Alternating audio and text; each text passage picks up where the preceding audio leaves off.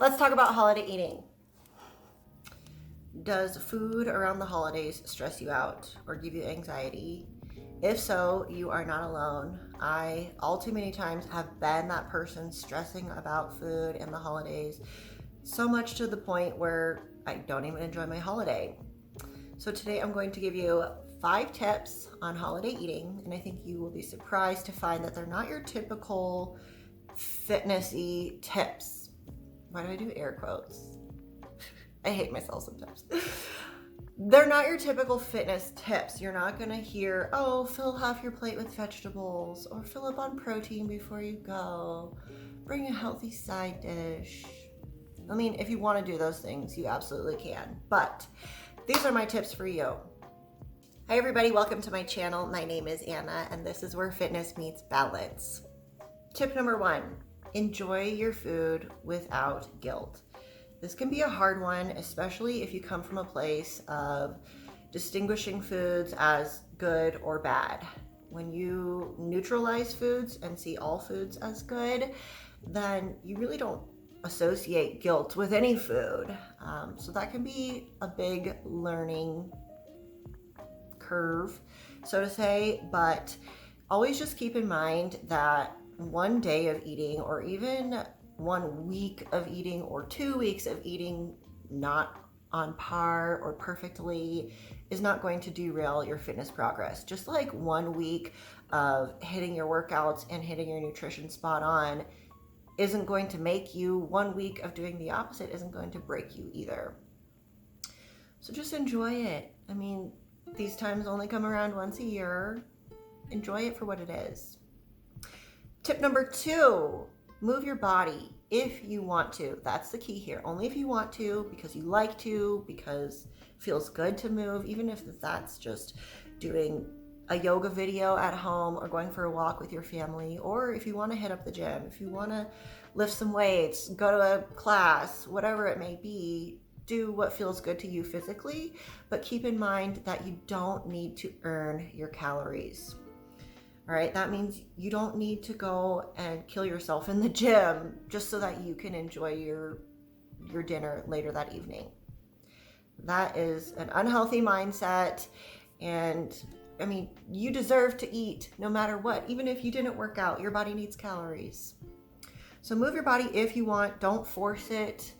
Also, if you are planning to work out, you want to get a workout in, think ahead of time. You might want to plan a workout for the morning, because usually by the evening time you're too tired, or it's dark, it's cold, it's winter, you're full, and you don't want to work out. So if you want to work out, plan to do it early, or maybe even the day before a holiday, or the day after.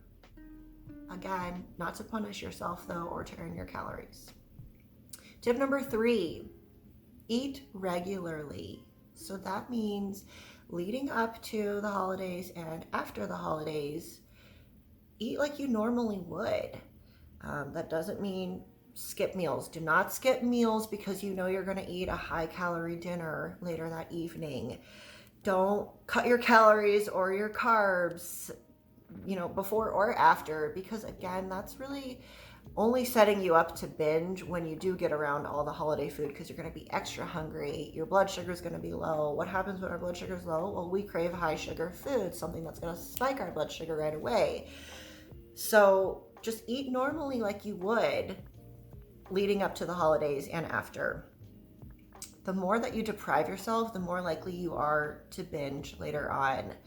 So yeah, keep yourself full, drink water, stay hydrated, eat your protein, eat your vegetables, eat your normal breakfast and snacks, possibly eat a snack before you go, so that way you don't binge later. Tip number 4, don't vow to start over on January 1st. I am all for improving yourself and setting goals and wanting to do better for yourself, whatever that may look like to you. But when you put that mindset of, oh, I'm going to resolve to start my diet on January 1st, I'm gonna, come Monday, I'm gonna really hit it hard, all you're doing is setting yourself up for failure. The anticipation of restriction starting January 1st or starting Monday, whatever, that is only going to lead you to more binging. Just the thought of it really puts you in that Last Supper mentality, which basically then your brain starts to think, well, come Monday, I'm not going to be able to eat this. So I better get as much as I can right now and gorge myself, because I know I'm not going to be able to once I start my diet or once I start my new routine. Again, that's not a healthy mindset. Enjoy it for what it is. That's why I honestly incorporate treats and all kinds of foods all year round. Every single day, I enjoy a sweet treat, and I don't feel bad for it. That makes it so that I don't binge on special occasions. I don't binge on holidays or weekends because I've been depriving myself all week, all year, all month long. Tip number 5, focus on what matters. Like, really focus on what the holidays are about. And this year might look extra strange for all of us. Big F you to 2020. Am I right? Am I right? You may not be spending time with your loved ones this year, or it may just be virtual. You may do a FaceTime call, but try to focus on that connection, even if it is only virtually. Focus on talking to, or if you are spending time with your, immediate family or the people that you live with or your pod, so to say, focus on that time with them, because that's really what this is about. That's what the holidays are about being thankful for what we have, being thankful for our loved ones. Go to church if you go to church, or attend virtually. Again, get together with your pod and just really focusing on that interpersonal and those human connections, I think really gives more meaning to the holidays, and it doesn't put so much pressure on just the food. So those are my tips for you. I hope that you will click and subscribe to my YouTube channel. Thank you so much for joining me, and I will hope to see you soon. Happy holidays.